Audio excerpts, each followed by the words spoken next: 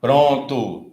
Gente, boa tarde. Estamos aqui na primeira live da página É Pra Falar de Gênero. Meu nome é Alexandre Bortolini e eu estou aqui com a presença maravilhosa dessa pessoa que significa tanto para a gente, tanto para a nossa comunidade, tanto para mim pessoalmente, pela conexão emocional que eu construí ao longo da vida com a figura pública que é Jean Willis e depois com a pessoa mesmo que eu tive o prazer de conhecer mais de perto. Então, para essa primeira live da nossa página, eu queria muito poder começar conversando contigo mesmo, Jean. Pelo momento que a gente está vivendo, coincidentemente ou não, ontem foi o aniversário de Marielle, que faria 41 anos, gente. Eu fiz 40 anos outro dia, você tem 40 e pouco. Então, a gente está na mesma geração, entendeu? Então, tem uma experiência emocional que eu acho, nesse momento, que diferentes gerações estão vivendo exatamente na relação com o que está acontecendo agora no Brasil. E eu acho muito forte que o primeiro deputado federal LGBT que bancava a nossa causa e a nossa luta esteja exilado nesse momento. Isso não é pouca coisa, né? Que a gente esteja ainda procurando quem foi que assassinou a vereadora bissexual negra do Rio de Janeiro, entendeu? Marielle Franco, que a gente não tenha nenhuma pessoa trans ainda no Legislativo Federal. Então, a gente ainda está muito marginalizado desse sistema político e a política está efervescendo. Então, eu queria muito poder conversar com você sobre o que está acontecendo agora, sobre o que está rolando nesses tempos, o que você está pensando em termos de ação política. Você é uma pessoa que tem uma história, um estofo, uma cabeça muito bacana para compartilhar com a gente e a gente poder pensar juntos, tudo isso, tá? Mas eu queria primeiro começar com você falando um pouco para a gente de onde você está agora, o que você está pesquisando. Eu sei que você está fazendo uma pesquisa sobre fake news, então seria muito bacana você poder compartilhar um pouquinho isso com a gente. Bacana, Alexandre. Obrigado pelo convite, pela honra de estrear essa série de lives que você vai fazer. Antes de responder a sua pergunta específica, eu queria fazer um comentário sobre isso que você lembrou, né? Marielle Franco faria 41 anos ontem, se viva estivesse, e ela foi interrompida por uma emboscada cujos mandantes a gente ainda não sabe. Sabemos quem são os assassinos, sabemos das relações políticas desses assassinos, mas ainda não sabemos quem são os mandantes. E há uma relação entre a execução de Marielle Franco, a prisão de Lula e o meu exílio, né? Nós não somos três pessoas aleatórias, vítimas de violências políticas distintas. Há um elo que une nós três. E esse elo é uma certa mobilidade de setores da sociedade marginalizados pelo sistema político ou mesmo vítimas de uma necropolítica. Nós interrompemos um ciclo de reprodução da subalternidade, tanto ele, que se tornou presidente da República, quanto a Dilma, que foi a primeira presidenta, também interrompida por um impeachment fraudulento, um golpe, Marielle, que foi executada, e eu que tive que deixar o país, né? Nós quatro, o que une nós quatro é o fato da gente ter feito essa mobilidade social, da gente ter rompido o ciclo de reprodução da subalternidade, ter ganhado voz e ter cada um na sua medida, cada um no seu papel, com o seu tamanho, ter transformado o sistema de alguma maneira. Já fazendo a ponte para a sua pergunta, as pessoas estão um pouco estarrecidas com o que está rolando, por exemplo, com o Felipe Neto agora, né? Que está sendo vítima de uma campanha orquestrada de destruição da reputação dele. Essa campanha visa derrubá-lo agora, claro, nesse momento em que ele é uma voz de oposição, mas também impedir qualquer pretensão política dele no futuro.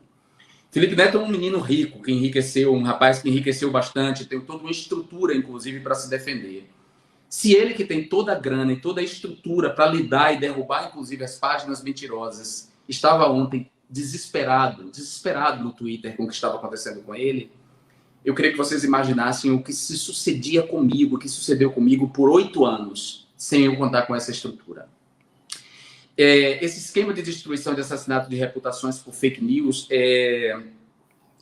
ele está ligado, claro, ao próprio esquema de fraude eleitoral por meio das mesmas fake news, da manipulação dos preconceitos, e das falsas certezas e dos medos das pessoas com notícias falsas, com teorias conspiratórias, com memes insultuosos. Hoje, a gente dá o nome de fake news para generalizar todo esse processo de desinformação, né? Há um debate na academia sobre o que é desinformação, de considerar desinformação apenas quando um governo ou uma empresa interdita o acesso a informações claras e completas acerca das suas atividades.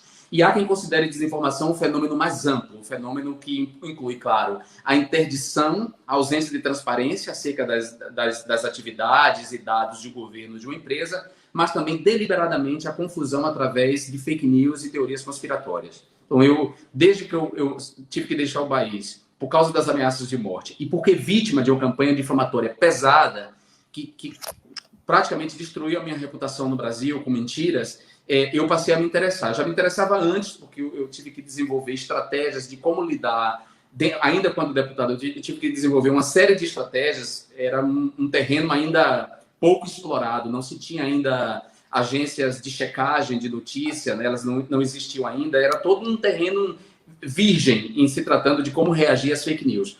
E nesse terreno virgem nós tivemos que desenvolver um know-how, eu e as pessoas que trabalhavam comigo, de como conter a onda de difamação, a onda de fake news contra mim, como conter a difamação contra mim. Então, já nesse período, eu fiz uma espécie de etnografia dolorosa dessas mídias e desses grupos, desses círculos de extrema-direita, e depois que eu saí, desde que eu deixei o Brasil em 2018, no final de 2018, eu tenho me dedicado a esse tema. Então, comecei com uma bolsa da Open Society Foundation e agora eu estou no ALARI, que é o Instituto Afro-Latino-Americano do Hutchins Center da Universidade de Harvard, onde eu estou dando prosseguimento a essa pesquisa, e do doutorado que eu inicio em setembro, eu estendo, na verdade, essa pesquisa agora que eu estou fazendo aqui na universidade para o doutorado. Tá. O kit gay foi uma das principais fake news que interferiu no processo eleitoral de 2018. Você está pesquisando alguma coisa especificamente sobre essas fake news? Você está... a gente tem também... Eu queria depois pedir para a Cláudia, para ela botar para a gente aqui as imagens que a gente tem de algumas fake news que circularam durante o período eleitoral. E tem um levantamento do Havas que diz que mais ou menos 85% dos eleitores do Bolsonaro tomaram contato com uma fake news falando sobre distribuição de kit gay nas escolas, etc. E dos 87, 85 acreditaram, entendeu? Sim. Então, o impacto disso... Eu tenho o meu corpus é um corpus muito vasto. Eu não sei se eu vou conseguir dar conta de todo esse corpus de pesquisa. Mas eu pego desde as primeiras fake news que surgiram contra mim em 2011, as primeiras que surgiram, até as fake news em relação à Covid-19 de 2020. E isso, claro, eu vou estudar as fake news que circularam no Brasil. Mas é óbvio que eu não posso estudar o fenômeno das fake news no Brasil sem compará-lo com a pandemia de fake news. Porque, na verdade, para prosseguir utilizando essa metáfora da virologia, ou mesmo essa metáfora como é que a gente chama? O ramo que estuda da infectologia, da virologia. Para a gente continuar usando essa metáfora e se estendendo com essa metáfora, eu poderia dizer que a epidemia de fake news no Brasil é parte, na verdade, de uma pandemia de fake news. Ou seja, outros países tiveram seus processos decisórios ou processos eleitorais invadidos por fake news. O Reino Unido, com o debate acerca do Brexit, as eleições americanas em 2016, as eleições na Espanha em 2016 e depois a eleição seguinte, o debate acerca do acordo de paz com as Farc na Colômbia, as eleições em Trinidad e Tobago, ou seja, diferentes outros estados e países tiveram seus processos eleitorais afetados por fake news. Então, é óbvio que ao estudar as fake news do Brasil, eu estou estudando um fenômeno comparativo com outros fenômenos e vendo o que há de comum, né, nesses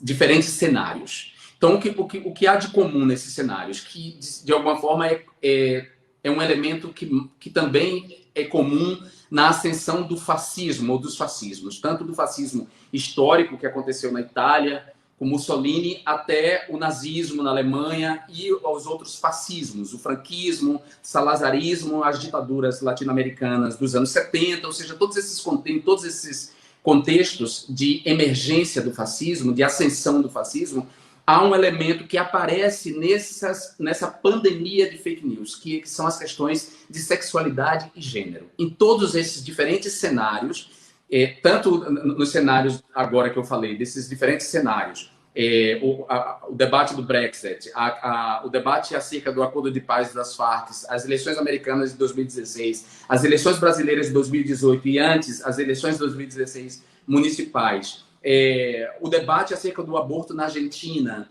Em todos esses processos decisórios, há um elemento comum que é o mesmo elemento comum que aparece na ascensão do fascismo, que são as questões de sexualidade e gênero. As questões de sexualidade e gênero são utilizadas para, primeiro, criar uma amálgama, criar uma espécie de elo, de unir os diferentes grupos contra um inimigo comum. E esse inimigo comum é a comunidade LGBT, isso que a gente chama hoje de LGBTQIA, ou LGBTQ+, ou LGBT, essa sopa de letras que aumenta cada dia. Bom, isso eu flagrei no Brasil, está claríssimo. Essas questões de sexualidade e gênero, que aí envolvem, claro, as reivindicações do movimento LGBT, mas também as reivindicações dos movimentos feministas, serviram, a princípio, para me construir como inimigo público, já a partir de 2011, e se intensificou bastante durante as eleições de 2018 contra a candidatura de Haddad e Manuela. Então, o kit gay, foram duas grandes fake news envolvendo questões de sexualidade e gênero que deram vitória a Bolsonaro e ao PSL, porque não foi só a vitória do Bolsonaro, mas toda a vitória da extrema-direita no Brasil. PSL e algumas figuras do Democratas, ligadas ao MBL, e mesmo algumas figuras do Partido Novo e do PSDB também foram eleitas por essa onda. As duas principais fake news foram o kit gay, que na verdade ela foi criada em 2011, essa fake news, e a mamadeira de piroca, né? A ideia de que o PT ia distribuir nas creches uma mamadeira cujo bico era um pênis, né? Essas duas mentiras mobilizaram medos, preconceitos, né? Falsas certezas em relação à comunidade LGBTQ+. Elas foram distribuídas graças ao acesso aos dados dos usuários nas mídias sociais, principalmente Facebook e WhatsApp. Esses dados das mídias sociais foram fornecidos, ou não sabemos se o Facebook forneceu ou se o Facebook vendeu os dados para empresas de mineração que trabalharam para a campanha de Bolsonaro e que, ao fazer a mineração de dados, identificou quais eram os eleitores que poderiam ser atacados com essas mentiras. E claro, houve um financiamento que também ainda não foi esclarecido, a investigação não foi concluída, mas houve um financiamento para que essas mensagens fossem distribuídas em massa a endereços certos, a pessoas certas. Ótimo. Por que LGBT, Jean? Por que você acha que você, e especialmente você, se o alvo era LGBTs, né? Uma coisa que eu percebo é que até durante o governo Lula, a gente já tinha muita resistência às políticas LGBT que estavam acontecendo, né? Depois você tem depois do veto do material do Escola Sem Homofobia, você tem um represamento mesmo das políticas LGBT, ainda dentro do governo do PT, mas elas ainda continuam acontecendo, né? Num determinado momento, os conservadores começam a ocupar os lugares de onde a gente produzia política LGBT. Então, Marco Feliciano senta na cadeira da Comissão de Direitos Humanos, né? Que era um dos principais lugares de onde emanavam as políticas LGBT. Né? E, em algum momento, políticos começam a ganhar. Bom, o Bolsonaro é pioneiro nisso, né? Mas em algum momento isso vai se generalizar de uma maneira mais forte. Políticos começam a ganhar capital político com uma agenda anti-LGBT, explicitamente anti-LGBT mesmo. Né? O Escola Sem Partido, junto com a ideologia de gênero, permite que um vereador em qualquer dos 5.500 municípios do Brasil proponha um projeto de lei para proibir ideologia de gênero na escola e produzir capital político com isso. né? E produzir sentido de maioria, de representatividade, de um monte de coisas. Uhum. Né? Por que você acha que a comunidade LGBT é um alvo preferencial para a construção disso, para a construção dessas estratégias políticas aí? Alexandre, a resposta vai ser um pouco complexa e longa, porque eu vou tentar simplificar, né? Essa tipo, pergunta que a gente não consegue responder assim, mas a comunidade LGBTQ+, ou isso que se chama hoje de comunidade LGBTQ+, é uma comunidade odiada historicamente e milenarmente. A cultura judaico-cristã, os fundamentos da cultura judaico-cristã, que é uma cultura patriarcal, os fundamentos dessa cultura são homofóbicos, né? A gente pode chamá-los de homofóbicos. Então, nós somos uma comunidade odiada por milênios, não é século, por milênios. E esse ódio se expressou de diferentes maneiras. Nós fomos tratados ao longo da história de diferentes maneiras. Para dar uma ideia para as pessoas de como o ódio à comunidade LGBT está ligada a essa cultura patriarcal judaico-cristã, que é uma cultura patriarcal de mais de 3.000 anos, basta lembrar que nós fomos chamados durante o período da história e até hoje de sodomitas. Roberto Jefferson fez uma live em que ele chamou 2 ministros do STF de sodomitas. Ele recuperou uma palavra que era uma palavra do medievo, em que nós éramos tratados durante o período medieval, de perseguição da Igreja Católica às mulheres bruxas, chamadas de bruxas, e a nós, comunidades LGBT, que na época não tínhamos esse nome chamado de comunidade LGBT.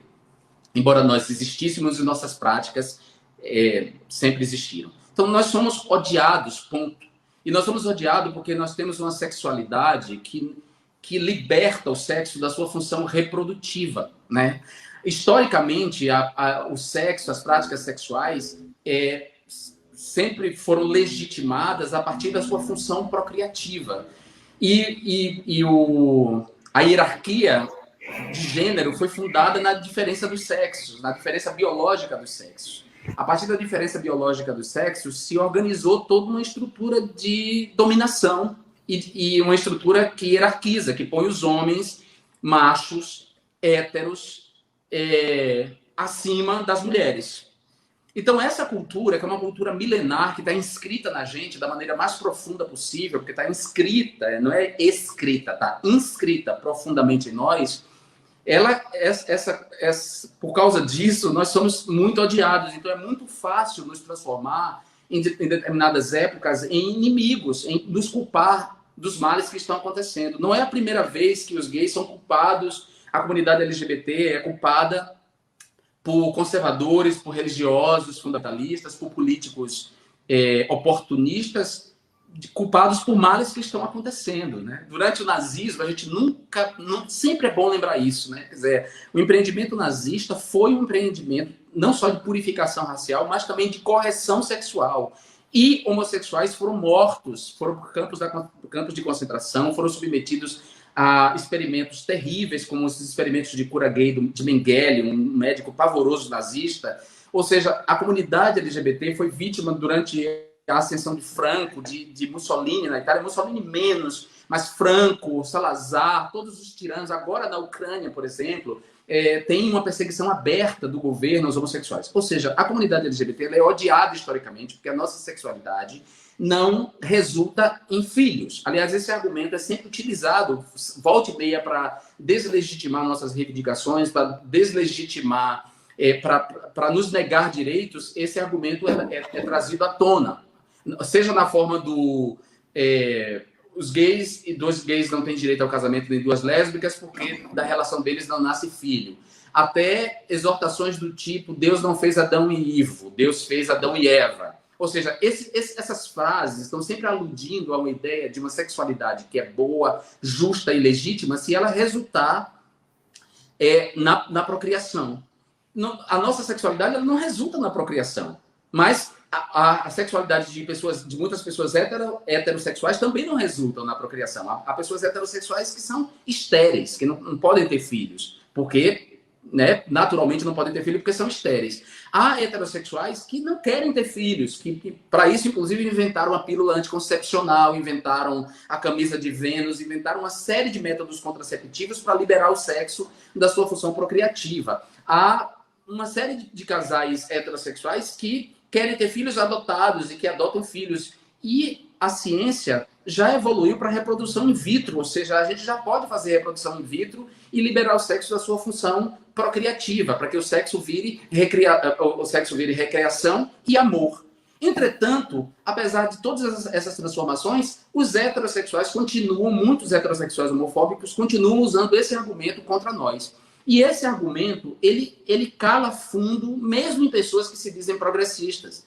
Mesmo pessoas de esquerda progressistas, esse argumento contra nós cala fundo. Esse argumento da natureza, de que a natureza fez macho e fêmea, e que macho e fêmea reproduzem, e que, portanto, dois machos juntos e duas fêmeas juntos é contra a natureza, esse argumento cala fundo, inclusive em pessoas estudadas, pessoas que passaram pela universidade. Essas pessoas respondem a esse tipo de argumento. Então, por isso a comunidade LGBT é sempre a primeira tratada como inimigo público. O ódio é sempre mobilizado primeiro contra a comunidade LGBT, e depois vai se avançando contra outras comunidades.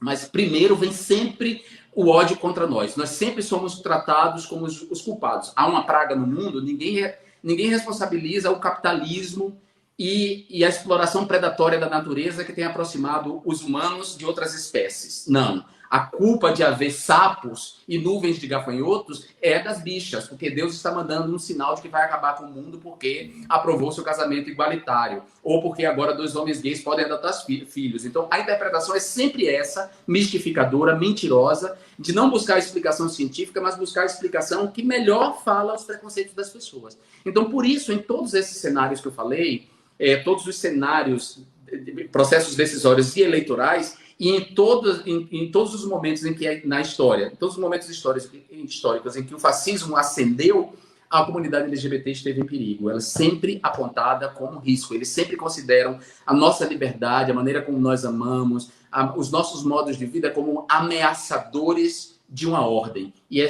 aí, de uma certa medida, eles têm um pouco de razão, porque a gente ameaça mesmo uma ordem hierárquica, opressora, que oprime as mulheres, que põe as mulheres como subalternas, que transformam as mulheres em incubadoras de homens, né, que eliminam a liberdade das mulheres, que dão menos salários às mulheres, que escravizam as mulheres, que matam as mulheres, e que, portanto, essa ordem patriarcal da dominação masculina, que nós questionamos com nossos modos de vida, essa ordem quer nos destruir. Então, por isso, nos transforma em inimigos. Então, nesse sentido, talvez eles tenham razão, que nós somos uma ameaça, mas não pelos motivos que eles querem. Não pelos motivos que eles apontam.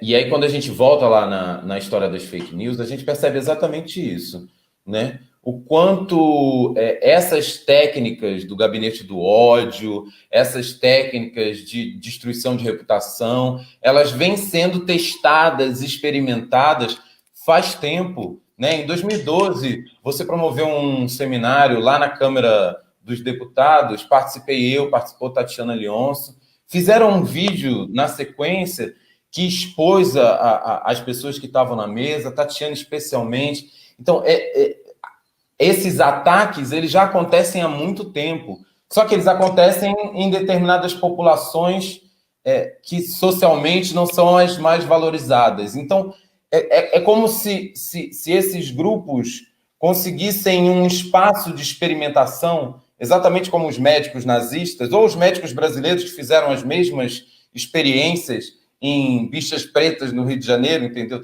Se vocês pegarem o livro do João Silvério Trevisan, O Devasso no Paraíso, vocês vão ver que que a gente teve as nossas experiências eugenistas do início do século XX, tal qual os nazistas. Essa não é uma história estrangeira, essa é uma história bastante brasileira também, né? Então, esse grupo está aí sempre, alguns grupos estão aí sempre como grupos vulneráveis, onde se pode testar as técnicas de dominação autoritárias, violentas e etc. Né? E aí, no momento que essas técnicas estão bem fortalecidas, elas vazam para os grupos mais privilegiados da sociedade, aí as pessoas se assustam e se chocam, alguns grupos se assustam e se chocam. O que tu pensas sobre isso? Sobre a gente como esse espaço de experimentação mesmo do poder autoritário? A gente foi esse espaço de experimentação, era evidente. O que me espanta realmente, Alexandre, é as pessoas do nosso campo, os nossos pares, os nossos parceiros, não terem nos ouvido em relação a isso. Não estou aqui com uma voz de ressentimento, longe de mim. não sou uma pessoa ressentida. Mas eu estava olhando, por exemplo, a solidariedade a Felipe Neto agora, né? Uma solidariedade ampla. Inclusive, eu me solidarizei com ele, porque eu me solidarizo sempre com todo mundo. E com ele, em especial, porque eu gosto dele. Mas se a ampla solidariedade prestada a ele agora fosse prestada, por exemplo, a mim, a Manuela Dávila, a Tatiana Leonço, por exemplo, se os nossos pares nos ouvissem sobre o que estava acontecendo naquele momento, que aquele laboratório que estava sendo feito conosco iria se generalizar para todo o campo progressista da esquerda, talvez as coisas não chegassem onde chegaram. Mas por que as pessoas não nos ouviam? Porque nós seguimos sendo uma voz não ouvida. A gente precisa chutar a porta para que ela seja aberta, a gente precisa gritar para ser ouvido, e muitas vezes quando a gente grita, a gente ainda é acusado de radical, né? Então, que nós sejamos o laboratório, que essas tecnologias políticas sejam aplicadas primeiro em nós, porque nós somos o elo mais fraco da corrente, porque nós somos descartáveis, porque nossas vidas não valem tanto. Ok, a gente já sabe que eles agem assim. Estranhos são as pessoas que estão em volta de nós não nos ouvirem em relação a isso e não reconhecerem isso.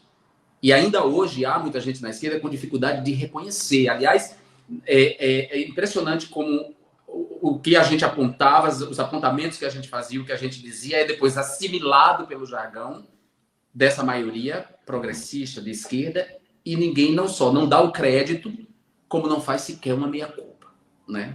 Não faz sequer uma meia-culpa. Eu lembro, por exemplo, quando a gente começou a falar em fascismo em 2015, quão duramente fomos atacados, eu e Márcia Tiburi, porque estávamos banalizando a palavra fascismo, que a palavra não poderia ser aplicada àquelas forças políticas que já estavam no Congresso Nacional. Quem diria? Não é? Pois então. Aí agora todo mundo fala abertamente em fascismo, em organizações fascistas, e ninguém diz assim, olha, a gente estava errado em 2015, de fato a gente deveria ter ouvido melhor as minorias que estavam ali apanhando, que estavam sendo destruídas por essa tecnologia política, por esse tipo de violência política. A gente faz aqui uma meia-culpa, a gente pede desculpas e vamos ouvir vocês, inclusive vocês que resistiram até aqui. O que é que vocês têm a dizer, né?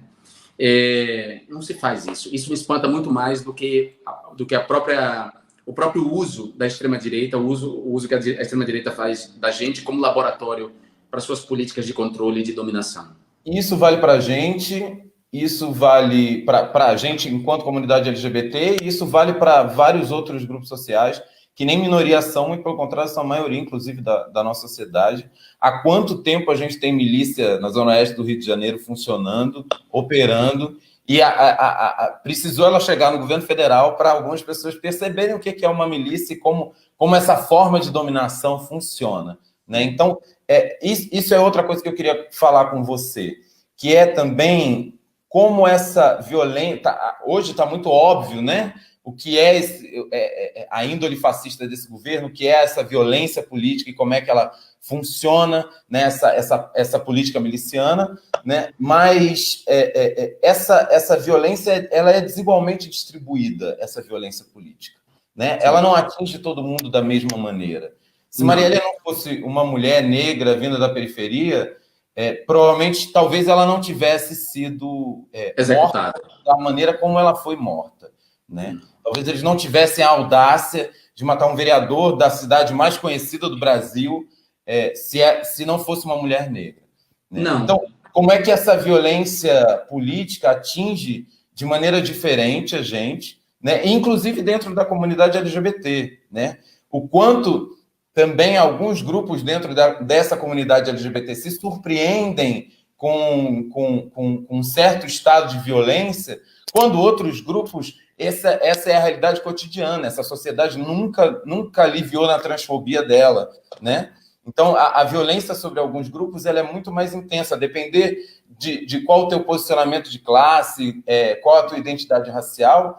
Você ser gay, ser lésbica, dependendo de onde você mora e de quem você é, também faz diferença de como a violência te atinge. Como é que você percebe isso também entre a nossa própria comunidade e falando em termos políticos, inclusive de participação política, por exemplo, a gente todas as experiências que a gente tem de representação política no Senado, no Senado e na Câmara são de homens gays, né? A gente ainda não tem pessoas trans no nível federal. O que tu pensa sobre isso também?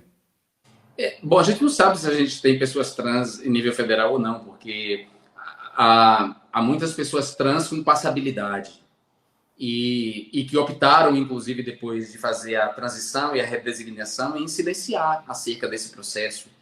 E muitas pessoas trans se incorporaram, inclusive, na comunidade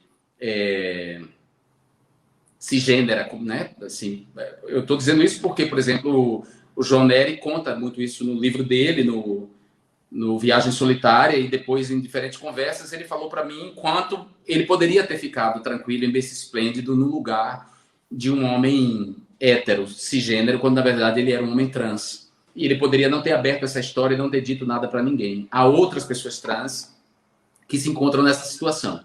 E o movimento T, esse movimento T, que inclui travestis, transgêneros, transexuais, enfim, tem reivindicado cada vez mais um espaço e tem reivindicado cada vez mais a identidade trans como uma identidade que não tem que se adequar, que tem que ser essa identidade mesmo fluida, transitória, esse trânsito, enfim. Então, mas que a gente saiba, não tem ninguém, né, abertamente trans ou militante trans no Congresso Federal. Mas nós já temos nas Assembleias Legislativas, e isso não é pouca coisa.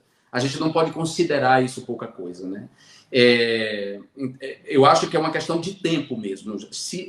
Se há uma dificuldade ainda muito grande para lésbicas e gays e bissexuais se colocarem em determinadas tribunas, conquistarem determinados espaços e microfones, se ainda há essa dificuldade, digamos assim, é esperado que haja uma dificuldade maior com as questões de identidade de gênero, com as pessoas transgêneras.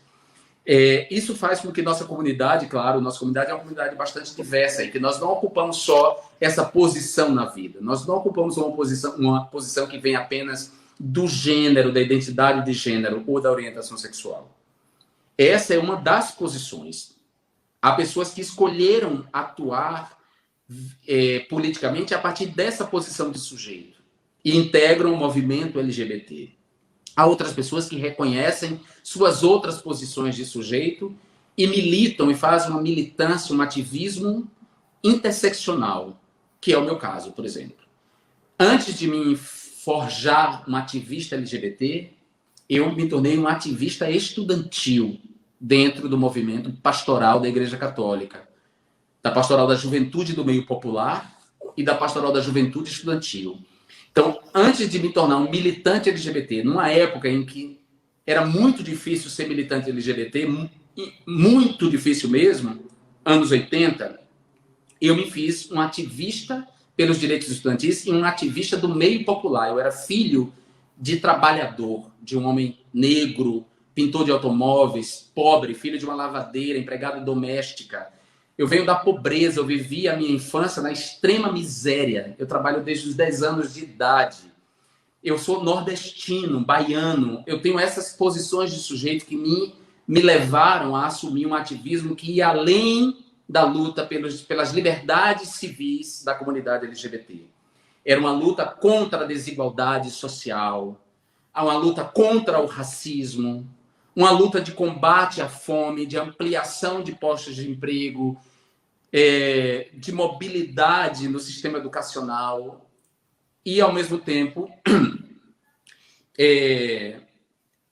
outras questões foram se incorporando ao longo da minha existência. Uma questão ambiental, por exemplo, que é uma coisa que surge na minha vida quando eu já estava adulto, a preocupação com as questões ambientais. Então, eu sempre fiz um ativismo para agrados de uns e desagrados de outros, um ativismo sempre interseccional. Muita gente gostaria que durante as eleições de 2014 e o golpe de 2016, eu ficasse no berço esplêndido do militante LGBT, do deputado LGBT, que não que me calaria em relação às questões democráticas que estavam rolando no país. Muita gente gostaria, muita gente na imprensa gostaria, muita gente na televisão gostaria que eu continuasse sendo ativista LGBT boa praça, eleito deputado federal, que poderia ir nos programas de televisão falar das questões LGBTs. Não gostaria que eu, por exemplo, levantasse a voz contra o golpe de 2016, ou que eu me colocasse da campanha de Dilma em 2014. Mas eu fiz, Alexandre. Eu fiz porque eu tenho responsabilidade com as outras posições de sujeito que eu ocupo. E eu sei que dentro dessa comunidade ampla LGBTQ+, as pessoas travestis e transexuais sofrem uma violência que nenhum homem gay branco de classe média sofre. Que as travestis pretas sofrem a violência transfóbica, LGBTfóbica, que todos nós sofremos, ela muito mais por ser do segmento T, a violência racial, porque é preta, mora na favela, da pobreza, toda a violência racial que vem na relação com a polícia, com esse espaço público onde ela vai atuar, que em geral é a rua. Ou seja, eu tenho consciência de tudo isso, da vulnerabilidade dessas pessoas à doença, né? A doença também foi mal distribuída.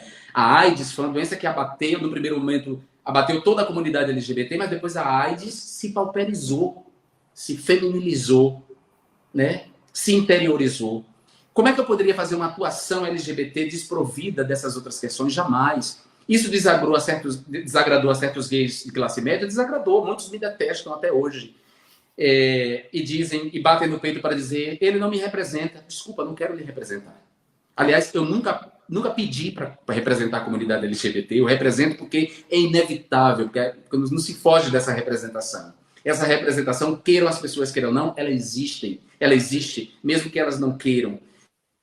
Então, mas eu não pedi para representar, nem quero representar esse tipo de bicha. Não quero representar esse tipo de viado racista, de viado transfóbico, de viado que acha que ter dinheiro vai protegê-lo, vai criar em torno dele uma bolha que vai protegê-lo das violências. Eu não quero representar esse tipo de pessoas. Então, eu compreendo toda essa vulnerabilidade dentro da nossa comunidade, as vulnerabilidades dentro das vulnerabilidades, e, ao mesmo tempo, tento fazer uma política, hoje como um intelectual público, como escritor, não mais como deputado, porque eu não sou mais deputado. Eu abri mão de meu terceiro mandato por causa das ameaças de morte, ameaças que tinham a ver com essa atuação.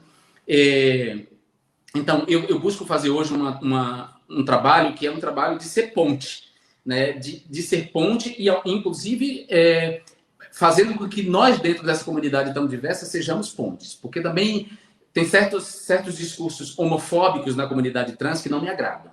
Assim como não me agrada a transfobia de homens gays, não me agrada em nada a homofobia de certas pessoas trans. O ataque per si a homens gays e a mulheres lésbicas como se nós fôssemos opressores, né? Eu acho que o buraco é muito mais embaixo e nós temos que compreender, inclusive, as técnicas de divisão, as técnicas que esse poder usa para nos dividir dentro dessa comunidade, para jogar uns contra os outros. Então, eu estou sempre contra essa política de jogar uns contra os outros. Eu estou sempre observando que, sim, há transfobia dentro da comunidade LGBT, mas há muita homofobia dentro da comunidade LGBT, há muita lesbofobia dentro da comunidade LGBT, há muito racismo na comunidade LGBT, porque nós não somos criados fora da sociedade, nós somos criados dentro dessa mesma sociedade, nós introjetamos os mesmos valores dessa sociedade, nós só temos a tarefa ética de nos libertar desse lixo, porque esse lixo diz respeito a nós. Então, nós não podemos conservar esse lixo homofóbico, esse lixo transfóbico, esse lixo racista, porque esse lixo diz respeito a nós, então nós não podemos conservá-lo, nós temos que nos livrar dele. E esse trabalho de nos livrar dele implica, claro, em se sensibilizar em relação às pessoas trans, mas também levar as pessoas trans a se sensibilizar às especificidades também e às vulnerabilidades de um homem gay e de uma mulher lésbica.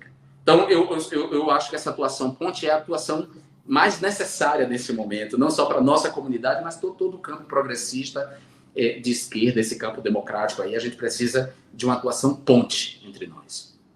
E aí, Jean, assim, desde que apareceu Fernando Holliday e outras figuras como ele, não é mais novidade pessoas LGBT, políticos LGBT de direita, com posições conservadoras, em alguns casos com posições, inclusive, anti-direitos LGBT, né? Mas, se não nesse caso, com posições bastante conservadoras, e racistas, e classistas.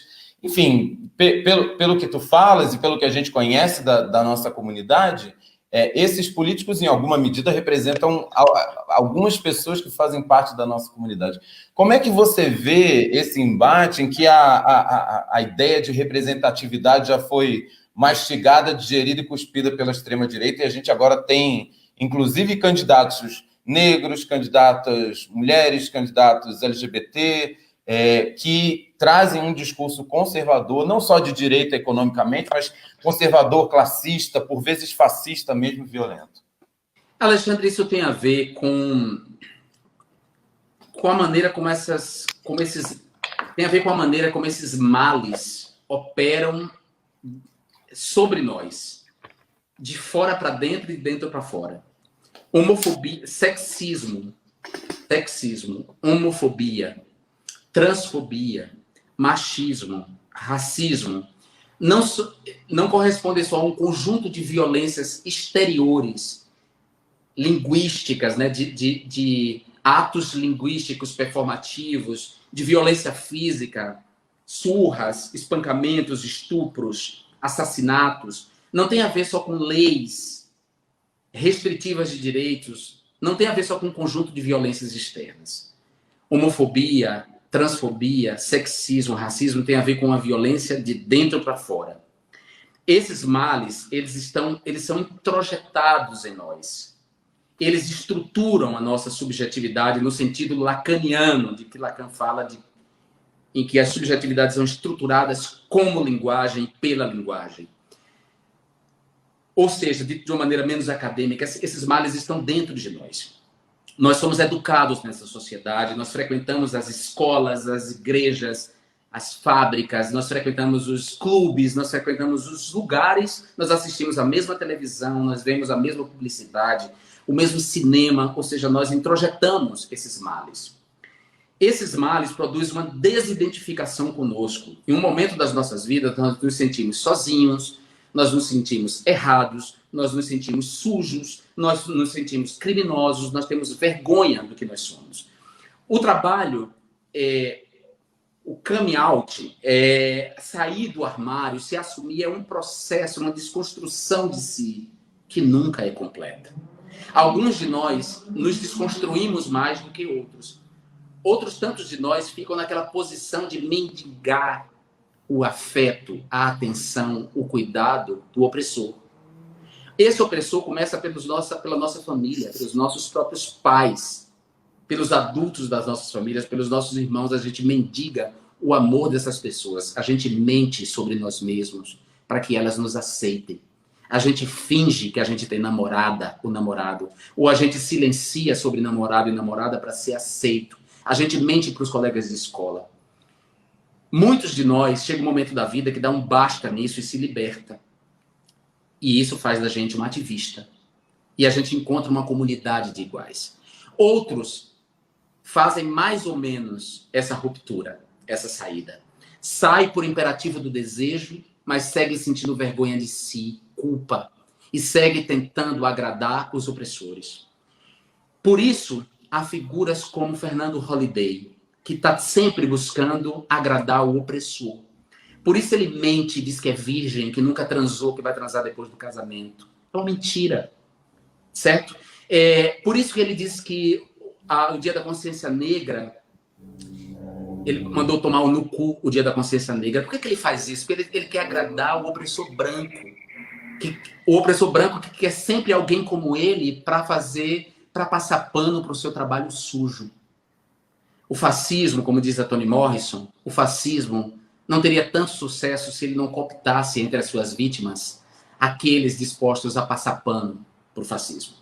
Por isso há tantos candidatos, além desse aspecto subjetivo, mais profundo, mais complexo, tem também as questões pessoais, os projetos pessoais, o mau caratismo de figuras que querem ganhar dinheiro e aí se filiam a determinados partidos para servir a esse trabalho sujo, porque estão ganhando dinheiro. Marcos Feliciano andou para cima e para baixo com uma travesti que se dizia ex-travesti, dizendo curada por Jesus e que era ex-travesti, e mostrava foto dela de terno hoje. Onde é que está essa ex-travesti hoje? Se prostituindo na Itália como travesti, porque ela nunca deixou de ser, porque ela é uma mau caráter, que se prestou a um trabalho sujo contra a nossa própria comunidade, contra a comunidade que ela pertence. O que é Carol Heller, aquela vigarista que foi presa numa tentativa de assassinato, louca de cocaína, num bar da Barra da Tijuca? Aquela sujeita se prestou a passar pano para a homofobia de Bolsonaro, para dizer que Bolsonaro não era homofóbico. Sempre vão existir essas pessoas, Alexandre, porque essas pessoas estão tomadas por dentro. E essas pessoas não se libertam facilmente. Elas têm muita culpa.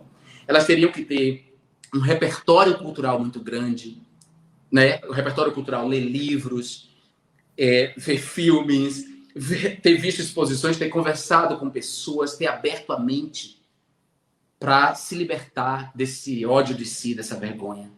Essas pessoas teriam que ter um repertório interessante, essas pessoas teriam que estar dispostas a abrir mão desse lixo que lhes compõe, e muitas não estão, entendeu? E há pessoas que têm uma posição muito reativa, né? De quando encontram alguém como você e como eu, que dizemos essas coisas para elas, muitas se libertam e dizem que bacana, olha, nunca tinha pensado nisso, o Jean me abriu a cabeça. Outras sentem ódio da gente. Porque quando você é uma vaca profana que põe os cornos para fora e acima da manada, você vira um problema, né? Você vira um problema. Mas eu prefiro ser essa vaca profana que põe os cornos para fora e acima da manada, do que seguir como uma manada, odiando a mim mesmo, sentindo vergonha de mim mesmo e aceitando o que os opressores dizem sobre mim mesmo. Jamais. É isso aí, Christian. E, enquanto cresce a participação de LGBT nas políticas de direita, como é que você vê hoje a possibilidade de um espaço para a política LGBT nesse chamado campo progressista? A gente vê algumas falas do Ciro Gomes em que ele em que ele reclama, ele acusa o identitarismo de ter desvirtuado a esquerda do seu projeto nacional. Ele tem uma fala, toda forma de amor vale a pena, é isso aí, contra a discriminação, mas isso não é a prioridade para ser discutido agora. A gente precisa discutir projetos de nação, eu não sou presidente de costumes e etc. Do lado do PT, a gente tem uma história do partido que expandiu essas políticas LGBT quando teve no governo, mas que também vetou o kit, que também a gente viveu uma série de tensões ali que até hoje estão mal resolvidas e que é o alvo preferencial dessa guerra contra as políticas LGBT, contra as políticas de gênero, etc. Né? O Haddad é pintado como o próprio pai do kit gay. Então, sabendo que essa maquinaria vai continuar existindo e operando, essa maquinaria de produção, maquinaria corporativa, inclusive financeira, econômica, isso aí não é só a tiazinha compartilhando no WhatsApp dela, né? Tem uma máquina produzindo isso. Que espaço tem para uma política LGBT sobreviver dentro desse contexto político?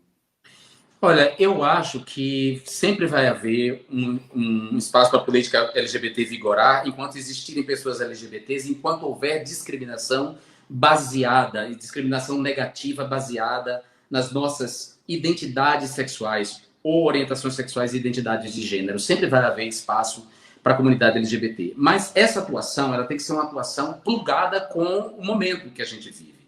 Ela não pode ser uma atuação desplugada da realidade, do restante da realidade, porque, como eu volto a dizer, nós LGBTs não existimos numa bolha separada das determinantes econômicas, sociais e ambientais que impactam nossas vidas. Então, eu digo que a comunidade LGBT que queira entrar na política representativa tem que saber escolher melhor o seu partido, o partido que vai poder não só garantir um espaço para essa agenda, como vai permitir a articulação dessa agenda com outras agendas. Eu acho que no século XXI não é mais possível pensar na questão LGBT per si, né? Por tudo que a gente já discutiu até aqui. Porque há pessoas LGBTs negras, imigrantes, né? Dentro da comunidade LGBT, as pessoas T, o segmento T, as questões específicas de gênero que envolvem as mulheres lésbicas, ou seja, não existe mais uma atuação LGBT per si. Na verdade, nunca houve, porque a minha atuação não foi assim. A minha atuação foi pioneira, de vanguarda. A história vai poder dizer isso no futuro, de como os nossos mandatos foram mandatos de vanguarda em termos de interseccionalidade. Acho que não dá para comparar PT com Ciro Gomes e é até uma falsa simetria. O PT é um partido que, a despeito de erros que o PT cometeu, e cometeu erros porque chegou ao poder nos municípios, nos estados e no governo federal, na presidência da República, apesar dos erros que o PT cometeu, historicamente o PT pode ter aberto um espaço menor, mas abriu espaço para essas questões que hoje chamamos de questões identitárias. O PT abriu espaço para essa política, que é a política do século XXI. Então, não dá para comparar o PT, apesar de todos os erros, com a limitação, o erro de avaliação cometido em 2011 por Dilma em relação ao Escola Sem Homofobia, porque foi um erro, e a Dilma foi muito mal assessorada naquele momento, muito mal assessorada. Se ela tivesse sido bem assessorada, e se a esquerda não fosse... A direita é medonha, a direita é homofóbica de uma maneira violenta, desbragada, mas a esquerda pratica homofobia soft, né? Não fosse a esquerda, não tivesse a esquerda essa homofobia soft, ela talvez pudesse entender a gravidade da fake news Kitgate em 2011 e talvez tivesse protegido a Haddad em 2018. Apesar desses erros, o PT sempre abriu espaço. Então não dá para comparar o PT com Ciro Gomes. Ciro Gomes é um político do século XX, que não consegue vir para o século XXI. Até o projeto nacionalista de Ciro Gomes é um projeto do século XX, na verdade, né? O projeto nacionalista de Ciro Gomes dialoga muito pouco com o mundo globalizado, com a atuação das empresas transnacionais, com a apropriação dos recursos naturais do mundo por grandes corporações, com a guerra comercial entre China e Estados Unidos. Acho que o projeto nacionalista dele, até mesmo do ponto de vista econômico, dialoga muito pouco com o século XXI, com as transformações típicas do século XXI. Ciro Gomes tem um discurso, como dizia minha mãe, de barata, morde e assopra, né? Ele não quer posar de homofóbico, não quer posar de machista, e por isso ele diz que toda maneira de amor vale a pena, esse slogan publicitário, mas na prática está o tempo inteiro hierarquizando as reivindicações. Né? Volto a dizer, um equívoco, porque se você vai falar num projeto de desenvolvimento para a nação que não leva em conta a desigualdade de gênero, desculpe, você é um equivocado. Você não entende o mundo que você vive. Você não sabe que a pobreza é feminina e preta. E que, portanto, as questões de gênero e raciais estão implicadas, devem ser implicadas no combate à pobreza e no combate à desigualdade social. Então, Ciro Gomes precisa se atualizar. Talvez deixar de ler só o Mangabeira Unger e ler outros intelectuais. Poderia ser uma figura que em torno da qual poderia se construir um consenso, mas acho difícil porque Ciro tem um ressentimento pessoal e uma vontade de se vingar do Lula que transforma ele num vilão, né? Que eu não acho bacana. Esse ressentimento do Ciro, de fato, não é uma coisa bacana. Acho que ele precisa se livrar dele e o Brasil não precisa de mais um ressentido. O Brasil já elegeu um fascista com base no ressentimento, que foi Bolsonaro. A experiência de eleger alguém com fígado já foi feita. Né? O antipetismo é fruto de uma política do ressentimento, do ódio, da política do fígado. Todo antipetismo é isso. E Bolsonaro já foi eleito. Se Ciro quiser se eleger dessa maneira, ele não vai suturar o país partido, o país cindido por uma ferida. Ele não vai fazer isso. Ele teria que ser muito humilde para abrir mão do ressentimento e ser honesto intelectualmente com o legado do PT. E o PT precisa deixar de ser arrogante, embora seja o maior partido de esquerda da América Latina, e durante um momento virou uma máquina eleitoral, o PT precisa perder também a arrogância, ter uma certa humildade e entender que também sua política tem limites, né? Seu pioneirismo teve um tempo e sua política tem um limite que é preciso também enxergar os novos atores sociais, as novas figuras que emergem e construir uma aliança mais ampla. É isso. Bacana. Só para a gente fechar, que a gente já está batendo na nossa hora, o que você diria, a gente está chegando agora nas eleições municipais, para quem está querendo se engajar nas campanhas, para quem é da comunidade LGBT e está querendo se engajar nas campanhas, se candidatar, participar de processos de campanha eleitoral, o que tu diria para esse povo? Olha, nego, eu não sou muito bom de dar esses conselhos, não. Porque dizem Não, que se você você... é uma das maiores, as pessoas mais experientes nesse assunto. Eu sei, mas é porque, bom, vai parecer que eu estou puxando brasa para minha sardinha, mas o que eu diria para as pessoas é, primeiro, escolham de maneira muito consciente e responsável o partido pelo qual você deseja concorrer. Né? Busque entender o mínimo de política antes de se envolver em política representativa. Não é porque você teve um post viralizado no Twitter que faz de você um ativista. Né? É preciso que você tenha uma certa humildade de aprender mesmo, de compreender a organização política brasileira, o pacto federativo, as prerrogativas dos cargos eletivos. Quais são as suas pretensões? Primeiro se perguntar o que é que você quer. Tem gente que quer fazer hortas comunitárias em Copacabana. Ou seja, quer fazer de Copacabana um bairro verde. Quer, portanto, transformar os tetos, né, as coberturas dos prédios devolutas em hortas. Enfim, se sua atuação é no município, se sua preocupação é com a cidade, com a ciclovia, se a sua preocupação é com o bem-estar na cidade, você quer fazer a disputa ali da cidade, vereador, queira ser vereador ou candidato a prefeito, mas você precisa entender para depois você não prometer coisas que você não pode cumprir como vereador. Se a sua preocupação é o Estado, ok, vá pensar no Estado de uma maneira... Mas primeiro entender onde você quer se meter. Porque eu vejo que tem muita gente se metendo sem entender o que é, né? E chega lá e é devorada pela máquina, pelo próprio sistema. O sistema devora, neutraliza, impede. Né? Tem gente que não está preparada para lidar com esse lugar, né? Ou acha que ser deputado é estar nas redes sociais, é fazer publicação no Twitter. E acontece que a pessoa vira uma figura esquizofrênica, em que ela acontece no Twitter, mas na Câmara dos Deputados ela não acontece. Né? Você vai olhar e a atuação dessa pessoa na Câmara é pífia. Ela não se envolve em nenhum debate relevante, ela não se envolve no debate orçamentário, ela não entra na grande mesa de negociação, ela não é respeitada, ela não conquistou o respeito dos demais ali, porque apesar de todo o ódio e violência contra mim, eu conquistei, porque respeito ninguém concede, você conquista. Eu conquistei à custa de uma batalha que era diária, tem que estar disposto para essa batalha, sendo minoria. Então, o que eu digo é isso, entendam tudo isso para você saber onde você está se metendo, né? Para não decepcionar nem você mesmo, nem decepcionar aquelas pessoas que vão junto. É isso. Querido, muito, muito obrigado por participar aqui com a gente, tá bom?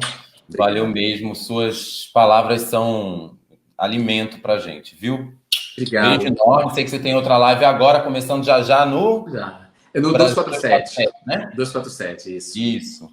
Tá beijo, bom? querido. Tchau, Beijo, tchau. meu amor. Tchau. Gente, acabamos de conversar com o Jean Willis, tá? Vocês viram aí. Desculpa, é que, tipo, primeira live minha, a gente fica tensa, não consegui ver nenhum comentário, mas Claudinha vai entrar aqui para me ajudar, né, Claudinha? Olha, essa aqui é Cláudia Reis, meu amor. Olá, queridos! Estamos aqui batendo um papinho também nos comentários aqui com a turma que participou. Muito obrigada aí pelo auxílio, né? Essa foi a nossa primeira live com convidado e a gente estava tenso. Eu espero que vocês tenham gostado. Pelos comentários aqui, a turma gostou, Xande. Eu achei também que teve um nível bem interessante. Ó, tem uma turma dizendo que foi maravilhoso. Eu tentei jogar alguns comentários aqui, né, Eu vi a pergunta do Thiago, mas cá que eu conseguia organizar. Pois é, a gente vai se organizar melhor daqui por diante. E aí, vamos só deixa, né, Xande? Que na semana que vem já estamos no mês da visibilidade lésbica e vamos iniciar com a vereadora Verônica Lima, que vai trazer sua história, continuar um pouco essa discussão de que panorama político LGBT a gente pode ajudar a construir nesse cenário que nós temos hoje aqui, de fascismo, misoginia, enfim, nessa estrutura que a gente tem vivido ultimamente. Então, venham, participem, por favor. Venham todos, compartilhem. Tragam suas perguntas. A Verônica é uma pessoa também super tranquila para a gente bater um papo. Então, tragam aqui as suas questões, porque a gente quer isso, gente, é fazer esse movimento e essa participação da comunidade LGBT e da comunidade que não é LGBT, mas que está querendo entender que diferença é? Do que a gente está falando, né, Xande? O que é política LGBT? A gente tem muita coisa para ensinar a partir desse lugar, entendeu? Inclusive politicamente. Será que a gente, né, pode contribuir com alguma coisa? Então é bacana se esse campo progressista todo puder ouvir o que certos grupos têm para dizer, tem para dizer a partir da sua experiência política, entendeu? Essa é um pouco a ideia. E aí não sou eu e Alexandre, Alexandre e Verônica, né? Não, Alexandre e João Willis, somos todos nós. Então vem. Vem que vem. Traz a tua opinião aí pra gente. Deixa eu dar uma recomendação de leitura aqui, ó. Esse livrinho aqui que tem a ver com a gente, com o que a gente discutiu um pouco aqui, ganhei de presente da minha irmã, tá? A Morte da Verdade, da Michiko Katutani. Cadê ela? É essa pessoa aqui, ó, tá? É um livro bem bacana, fala da perspectiva das americanas, é sobre os Estados Unidos, ela está falando muito do processo da eleição e dos primeiros anos do governo Trump, tá? É um livro cheio de referências, então a cada página você tem 3, 4, 5, 6 referências, então é muito interessante nesse sentido. Ele vai cobrir basicamente os pontos fundamentais do debate sobre pós-verdade que a gente está vivendo nesse momento, tá bom? Eu não curto muito a pegada que ela dá, a forma como ela interpreta o pensamento pós-moderno e o lugar do pensamento pós-moderno nesse contexto de hoje. Ela vai colocar o pensamento pós-moderno um pouco como aquele que contribuiu do lado de cá, né, do lado progressista, para proliferar a ideia de que não existe nenhuma verdade, de que todas as verdades são relativas, então qualquer coisa está valendo. Acho que é uma interpretação um pouco maldosa, maliciosa, e tanto saudosista também, do tempo em que a verdade verdadeira existia. Quando foi isso? Né? Nos anos 80, quando todo mundo sabia o que estava acontecendo pelo Jornal Nacional, né? Foi antes da ditadura militar, foi nos anos 30, 40, parece que não, né?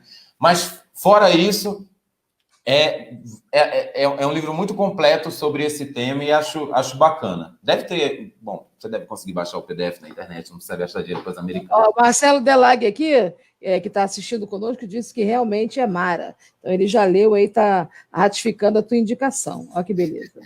Né? Então, isso, Alexandre. Check. É isso, gente. Ó.